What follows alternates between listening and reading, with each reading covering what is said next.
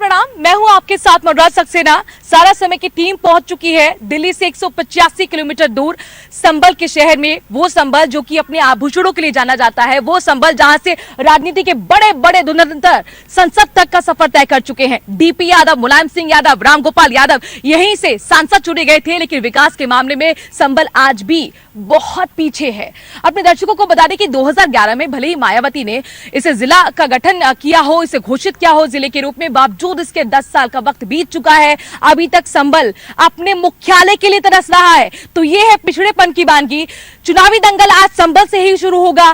शानदार जनता का स्वागत किया जाए तालियों के साथ। हमारे साथ खास मेहमान होंगे जो तीखे सवाल जनता के का जवाब देंगे। इसके साथ ही हमारे साथ रजनेश जी हैं, और रजनेश जी हमारे संवाददाता हैं, उनके साथ ही चुनावी बहस की शुरुआत करते हैं। रजनेश जी आइए और जल्दी से हमें संभल का सियासी गणित जो है वो बता दीजिए, उसके बाद मेहमानों का रुख करेंगे। संभल में 4 विधानसभाएं हैं। यहाँ पर 2 समाजवादी पार्टी के और 2 बीजेपी पार्टी के विधायक हैं यहाँ पर, और यहाँ के जो लोकसभा सांसद हैं वो समाजवादी पार्टी के हैं। जी, हालांकि अपने दर्शकों को यह भी बता दें कि समाजवादी पार्टी का गढ़ रहा है, मजबूत किला से माना जाता है, लेकिन जबरदस्त सेंधमारी करते हुए 2017 में 4 में से 2 सीटें बीजेपी जीतने में कामयाब रही। लेकिन 2022 में क्या होने जा रहा है, जनता से उनके मुद्दे जानेंगे, उनके सवालों का सामना करने के लिए हमारे साथ खास पैनल जुड़ गया है। मैं उनको इंट्रोड्यूस करा दूं अपनी जनता से। राजेश शंकर राजू जी बीजेपी की तरफ से अपनी बात रखने के लिए हाजिर है। राजेश जी, बहुत बहुत स्वागत है आपका। धन्यवाद। शानदार तरीके से, जोरदार तरीके से तालियों के साथ स्वागत किया जाए राजेश जी का। कृष्ण मुरारी जी समाजवादी पार्टी की तरफ से हमारे साथ जुड़े हुए हैं अपनी बात रखने के लिए। कृष्ण मुरारी जी का भी जोरदार तालियों के साथ स्वागत किया जाए। इसके साथ ही सुभाष खागी बीएसपी की तरफ से अपनी बात रखने के लिए हमारे साथ जुड़ गए हैं। सुभाष जी का भी जोरदार तालियों के साथ स्वागत किया जाए। चूंकि राजेश शंकर जी सरकार आपकी है, यहाँ की जनता ने भी आप पर भरोसा दिया है, 2 सीटें आप जीत चुके हैं, इसलिए पहला सवाल आपसे ही। मैं ये देख रही हूँ कि प्रधानमंत्री नरेंद्र मोदी पिछले 1 महीने में कई दौरे कर चुके हैं, लगभग 8 से 10 दौरे कर चुके हैं। अमित शाह 10 में से 7 दिन यहीं पे रहने वाले हैं, 7 दौरे उनके हैं। इतना जोर क्यों लगाया जा रहा है? क्या सर विकास के कामों पर भरोसा नहीं है? माननीय विकास पुरुष योगी जी और मोदी जी निरंतर इस प्रदेश का दौरा कर रहे हैं और निरंतर विकास योजनाओं का लोकार्पण कर रहे हैं। पिछले 5 सालों में अभी आपने देखा होगा कि गंगा एक्सप्रेस जो मेरठ से प्रयागराज के लिए यहीं से होकर गुजरेगा। नेशनल NS अभी आप बदायूं से आई हुई हैं, स्टेट हाईवे कितना अच्छा है, आप बदायूं से सीधा दिल्ली जा सकती हैं। ऐसे बहुत से काम यहाँ पर किए हैं सरकार ने पिछले 5 सालों। इससे पूर्ववर्ती सरकार जो कि समाज यही ना कि जब आपने इतना काम किया तो क्या आपको अपने कामों पर भरोसा नहीं है? इतना जोर क्यों लगाना पड़ रहा है? लगाना काम है हमारा, राजनीतिक रूप है। अब अगर मतदाता ही पास नहीं जाएंगे नेता, फिर लोग क्या कहेंगे? नेता हमारा दायित्व, हम अंतिम समय तक संघर्ष करते हैं और विजय प्राप्त करते हैं। ठीक है, रैलियां तो आप लोग भी कर रहे हैं, समाजवादी पार्टी जबरदस्त कैंपेनिंग कर रही है, हम देख रहे हैं, विजय रथ यात्रा चल रही है, लेकिन चाचा भतीजे रैलियों में साथ नजर नहीं आ रहे। क्या हो गया सर? दिल मिले नहीं, सिर्फ दिल ही मिल पाए हैं? माननीय शिवपाल जी ने स्वयं आप आज तक का इंटरव्यू में कहा है कि पहले से ही प्रोग्राम लग रहे थे, हम लोग एक साथ है, और आने वाले समय जहां माननीय राष्ट्रीय अध्यक्ष जी अखिलेश यादव जी कहेंगे वहां माननीय शिवपाल जी भी उनके साथ होंगे। ठीक है, आपका मुकाबला किससे है, आप ये बताएं। हमारा मुकाबला किसी से नहीं है। हम सरकार में आ रहे हैं और 2007 की तर्ज पर हम भाईचारा बनाकर 2022 में हम अपनी सरकार बनाने जा रहे हैं। आदरणीय बहन कुमारी मायावती सर्व समाज साथ लेकर चलती हैं और सर्व समाज के साथ है। मैं बहन जी के समाज का नहीं हूँ, मैं खागी समाज का हूँ, बैकवर्ड समाज से जाता हूँ। मेरा समाज जो बीजेपी के साथ वोट देता था, इस बार 2017 के चुनाव में उसके साथ छलावा किया गया था। उसको कोई भी जो विकास मेरे यहाँ गांव कम से कम पढ़ते होंगे, 15-20 गांव लगातार पढ़ते हैं। किसने छलावा कर दिया? जनता ने? जनता से नहीं, समाज से भी, जनता के साथ साथ समाज से छलावा किया। जो समाज किसी को एक साथ वोट देता था एक मुश्त होकर, जनता कैसे साथ देगी सर? आपके विधायक अपने साथ नहीं है, 19 सीटें थी, आप 3 विधायक रह गए सर। जी सर, मैडम हमारे पास मशीन है विधायक बनाने की। हम हमारा जो मिशन मूवमेंट है, हमारे पास मशीन है विधायक बनाने की।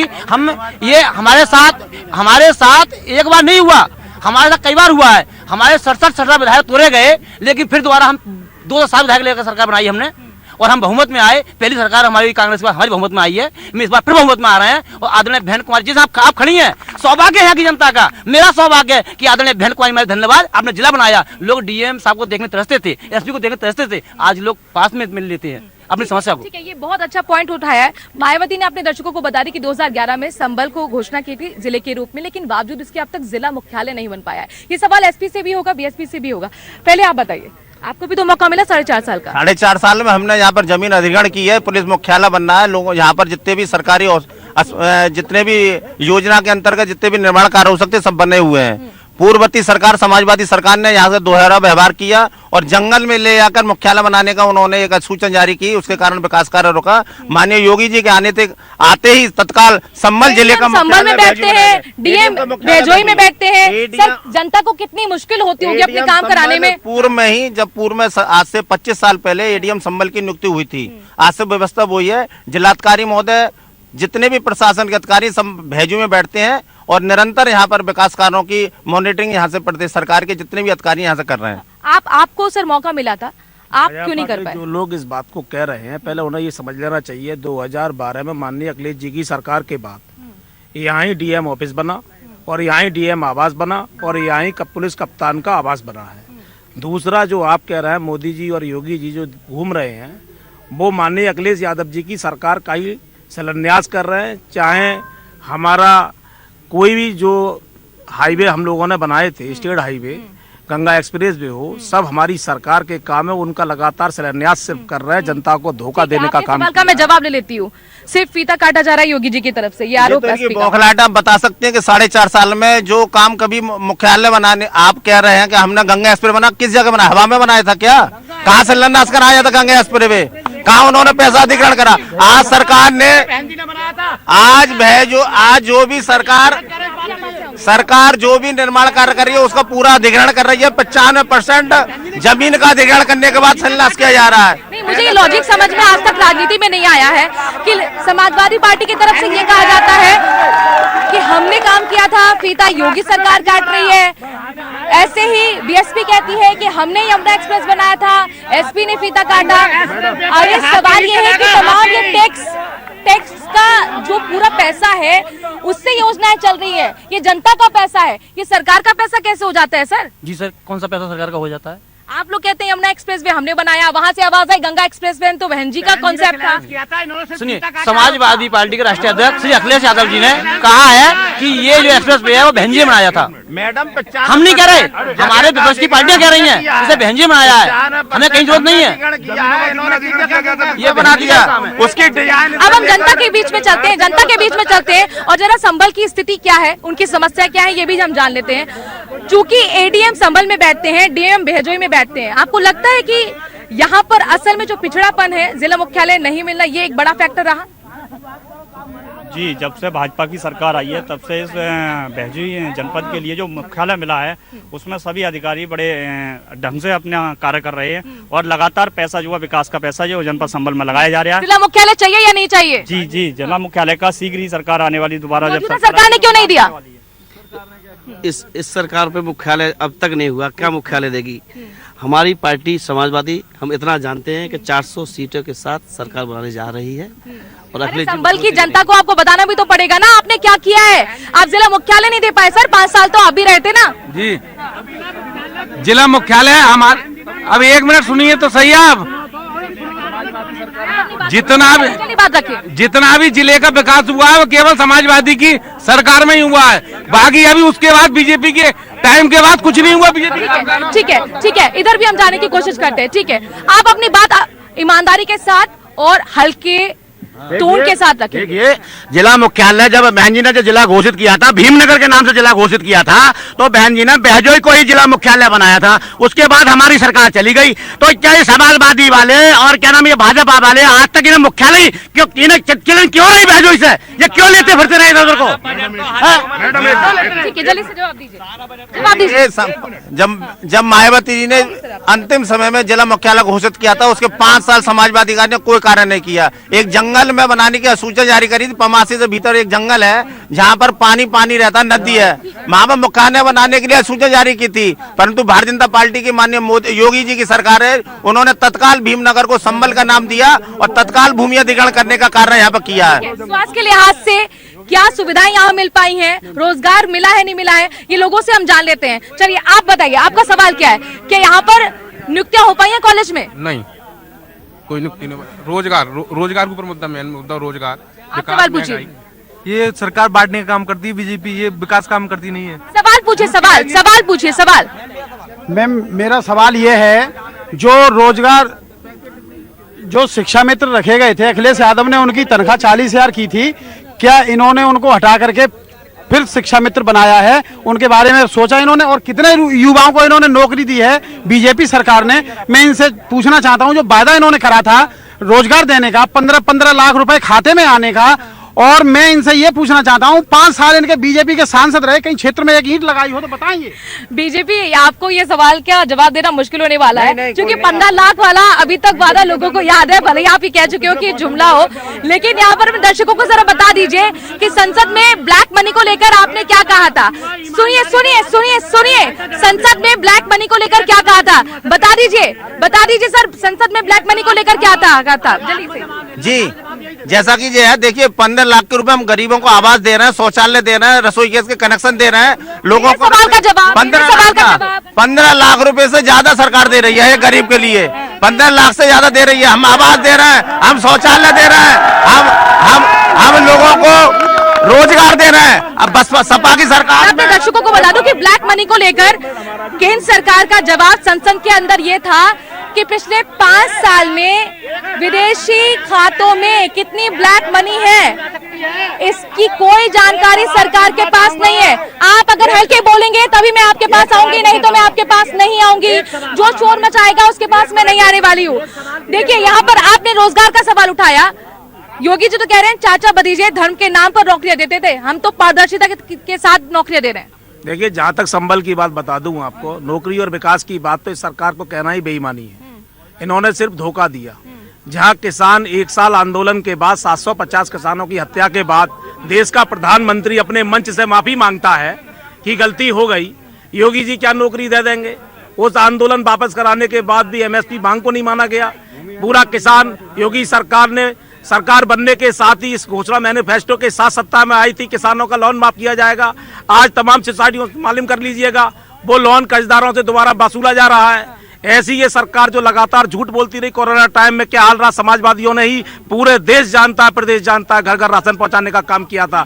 और आज वही योगी और वही मोदी जो कह रहे हैं देश विकास और हम रोजगार दे रहे हैं। मैं उनसे जानना चाहता हूं 80 करोड़ जनता के लोगों के लिए राशन क्यों फ्री बांटा जा रहा है? जब देश में विकास हो गया तो 80 करोड़ लोग आज भी उस राशन की लाइन में किस लिए हैं? मैं उनसे ये जानना चाहता हूँ विकास कहाँ किया उन्होंने। जवाब दीजिए। देखिए, आज से पूर्ववर्ती सरकारों ने जिस प्रकार की व्यवस्था बनाई थी, हमने पहली बार, अगर आप लोग सवाल कर रहे हैं तो उसका जवाब भी सुनिए। हमारी सरकार ने 4.5 युवा बेरोजगारों को रोजगार दिया है। पहले शिवपाल जी पर्ची लिख देते थे और वैसा के द्वारा ही नौकरी होती थी, परंतु इस सरकार में माननीय योगी जी ने ईमानदारी से नौकरी दी है। 4.5 साल मेरिट के आधार पर नौकरी देने का काम किया है। कभी भी इन लोगों ने शिवपाल जी की पर्ची पर पुलिस की नियुक्ति होती थी, एक जाति विशेष की भर्ती होती थी। अनिल यादव ने इटावा मैनपुर के लोगों को नौकरी लगाई थी। पूछ लेते हैं, यहाँ पर रोजगार मिल रहा है? मिल रहा है, खूब मिल रहा है रोजगार खूब मिल रहा है। और रोजगार मेले के माध्यम से रोजगार मेले लगाए जा रहे हैं, उनके माध्यम से रोजगार लगातार मिल रहा है। अभी तक सवाल पूछिए, कौन सवाल पूछना चाहते हैं? मैम, मैं पूछना चाहता हूँ 750 किसानों की मृत्यु के बाद इन लोगों को याद आता है कि किसान बिल गलत था। और अजय मिश्रा टहनी जब कसूरवार नहीं है तो विकास दुबे के भाई की पत्नी अमर दुबे की पत्नी क्यों जेल में है? अगर अजय मिश्रा टहनी कसूरवार है तो उसे जेल में डालिए, नहीं तो खुशी लीबू को रिहा कीजिए। कब रिहा करेंगे? क्यों हम लोग अत्याचार? जवाब दीजिए। किसान बिल को लेकर सवाल है जी। उनका कहना है या तो पहले गलत रहे होंगे या अब गलत है, बिल वापस अब क्यों लिया?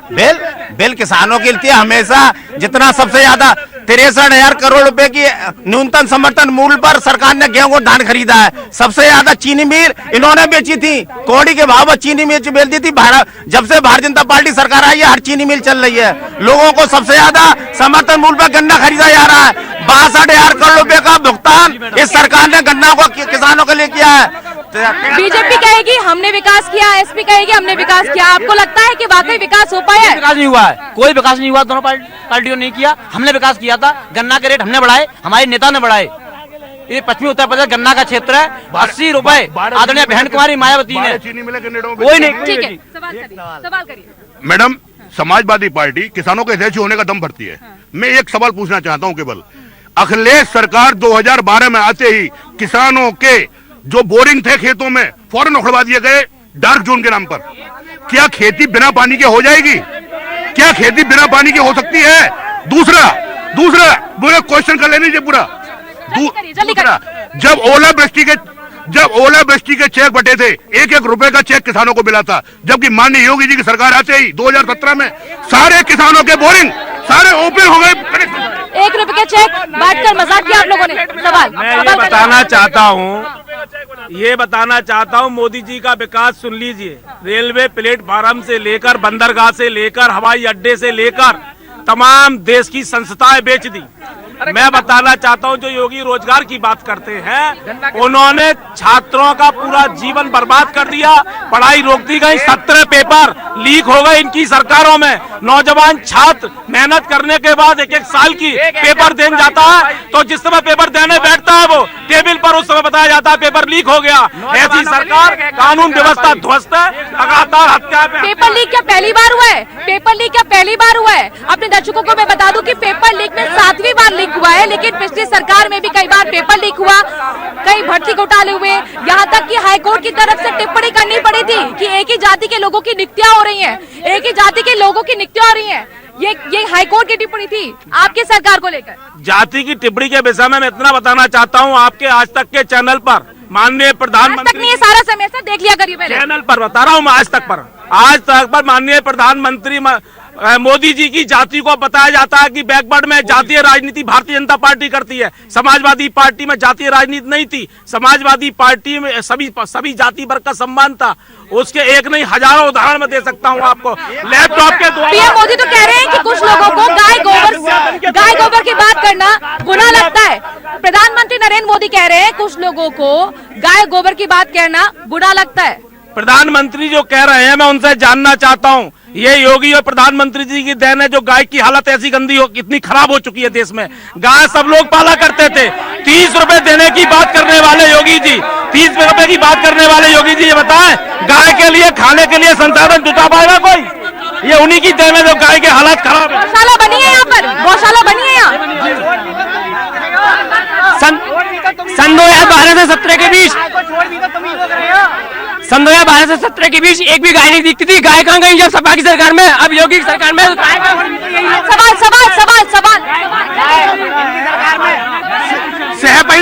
सहपाई में डांस क्यों नहीं हो रहा? वो सहपाई में डांस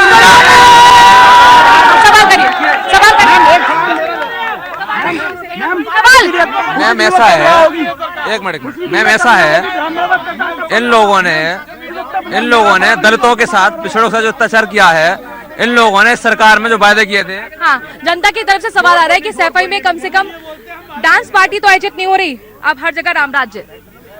जो रामराज की बात करना कह रहे हैं, मैं उनसे पूछना चाहता हूं, अयोध्या में आज भी कोई विकास कार्य नहीं हो पाया। 2 साल 2 महीने रह गए हैं सिर्फ चुनाव के लिए। आज विकास की बात कर रहे हैं जो लोग और रामराज की बात कर रहे हैं। हजारों एनकाउंटर हो गए, हजारों ब्राह्मणों की हत्या हुई, मुस्लिमों की हत्या हुई, सभी जाति के लोग त्रस्त हैं। और ये नरेशन क्यों जा रहा है कि ब्राह्मण पीड़ित है यहाँ पर? ये सपकार हमारे प्रदेश के मुख्यमंत्री डिप्टी सीएम ब्राह्मण है, भारत सरकार में बहुत से मंत्री ब्राह्मण है। जातिवाद की राजनीति का, गुंडा की कोई जाति नहीं होती, अपराधियों की कोई जाति नहीं होती। जो व्यक्ति अपराध करेगा, ठीक है। राम मंदिर को लेकर एक सवाल है कि आखिरकार राम मंदिर आपके लिए हमेशा आस्था का विषय रहा है, जोर शोर से निर्माण भी हो रहा है, लेकिन आज कांग्रेस ने आरोप लगा दिया कि घोटाला हुआ है। विपक्ष तो पहले से ही कह रहा था कोई मुश्किल हो गया अब आपके लिए चुनाव से पहले। माननीय योगी जी ने जांच के आदेश कर दिए। किसी भी व्यक्ति ने अगर वहां पर जमीन खरीदी है, उसके जांच के दौरान जो भी व्यक्ति उसमें शामिल होगा उसके खिलाफ कार्रवाई होगी। उसी में समाजवादी या कोई भी हो, माननीय योगी जी ने आरोप लगाने के साथ ही जांच करने के आदेश दे दिए हैं। आरोप मिथ्या एवं बेगुनाह है। केशव प्रसाद मौर्य कह रहे हैं, मैं आपके पास आऊंगी सर। केशव प्रसाद मौर्य कह रहे हैं कि मुलायम सल्तनत के आखिरी सुल्तान होने वाले अखिलेश, जवाब दीजिए। मौर्य साहब पहले तो अपनी स्थिति क्लियर करें, वो है क्या, उप मुख्यमंत्री है या मंत्री है? मैं ये कहना चाहता हूँ, अभी जो ब्राह्मणों की बात कर रहे हैं, अभी किसानों पर टैनी मिश्रा ने गाड़ी चढ़ाई थी, उसे मंत्रिमंडल से क्यों नहीं हटा रहे? सवाल कानून व्यवस्था की ये बात करते हैं। अभी चंदौसी में कल 5 लाख की लूट हुई है। यहाँ से मंत्री हैं गुलाब देवी, उनके नगर में पूछिए जरा क्या कानून गुलाब देवी मंत्री हैं, अपने दर्शकों को बता दें यहाँ से, उनके नगर में लूट हुई है 5 लाख की। किस तरह से दावा करें कानून व्यवस्था बेहतर हो गई? सरकार को बदनाम करने के लिए कार्य कर रहा है और सरकार कल ही इसका घटनाक्रम हो जाए, खुल जाएगा और जो अपराधियों पर बुलडोजर चलेगा, किसी पर रहम नहीं है। मंत्री गुलाब देवी यहाँ पर है, क्या उसका फायदा मिला? क्या उसका फायदा मिला? क्या उसका फायदा मिला? मंत्री का फायदा मिला? मंत्री होने का संबल को फायदा मिला? नहीं, कोई वो आज तक क्षेत्र में नहीं आई, उनका बीजेपी वाला खुद मंत्री होने का फायदा यहाँ पे मिला? आती है मंत्री जी? बिल्कुल आती है? इनसे ये पूछिएगा। मंत्री जी आती हैं? मंत्री जी आती हैं? संबल को क्या फायदा मिला? मैडम, मैं ये चाहता हूँ, ये भाजपा वाले धर्म की राजनीति कब तक करेंगे? काम पे कभी विकास पे वोट मांगते हैं ये लोग। देखो अखिलेश यादव ने, मेरी बात सुनो मैडम, अखिलेश यादव, ठीक है, धर्म की राजनीति करते हैं, आरोप लगाया जा रहा है। जल्दी से मंत्री जी एक व्यक्ति सम्मान करती हैं, हर कार्यकर्ता है घर के जाती हैं, हर व्यक्ति को नाम से जानती हैं, व्यक्तिगत रूप से सबको जानती हैं। मेरे पास वक्त बहुत कम है और जल्दी से हम वाइंडअप की तरफ बढ़ रहे हैं। आप मेरे को बताइए, अगर आपकी सरकार आती है, सबसे पहला काम संबल के लिए क्या करेंगे? संबल को समाजवादी पार्टी सरकार ने, जितने बिजली घर थे वो सब सपा सरकार में ही बने थे और जितनी योजनाएं समाजवादी पार्टी ने संबल को दी, माननीय प्रोफेसर साहब जब यहाँ से सांसद थे तो ये डबल जो रोड की जो दी है वो सब उन्होंने बनवाई थी और आने वाले वक्त में संबल एक मिसाल होगा उत्तर प्रदेश का जो हमेशा विकास। आप बताइए सबसे पहला काम क्या करेंगे अगर सरकार वापसी करती है तो? सरकार यहाँ पर स्वास्थ्य के लिए काम कर रही है, सड़कों का निर्माण कर रही है, उद्योग बनाने के लिए 400 करोड़ रुपए का बिजली घर उत्तर प्रदेश सरकार बना रही है। इसमें बिजली देने के लिए 400 करोड़ रुपए का 500 स्थल के लिए कहा था सीएम योगी ने कैला देवी मंदिर पर आकर, अभी तक वो पूरी नहीं हुई है। वहाँ पर सौंदर्यीकरण हो रहा है, आप जाके देखिए कितना विकास वहाँ पर हुआ है। बताइए सबसे पहला काम क्या करेंगे अगर आपकी सरकार आती है संबल के लिए? जल्दी से। हम विकास करेंगे, शिक्षा पर जोर देंगे और यहाँ की जो गुंडागर्दी लूट उसे खत्म करेंगे। हमारी सरकार की प्राथमिकता, पहली प्राथमिकता है कि सभी वर्ग के लोग सुरक्षित रहें और सभी लोगों का विकास हो। चलिए बहुत बहुत शुक्रिया शानदार जनता का सवाल पूछने के लिए, मेहमानों का बहुत बहुत शुक्रिया चुनावी दंगल में शामिल होने के लिए। आज के चुनावी दंगल में संबल से इतना ही, मुझे दीजिए इजाजत।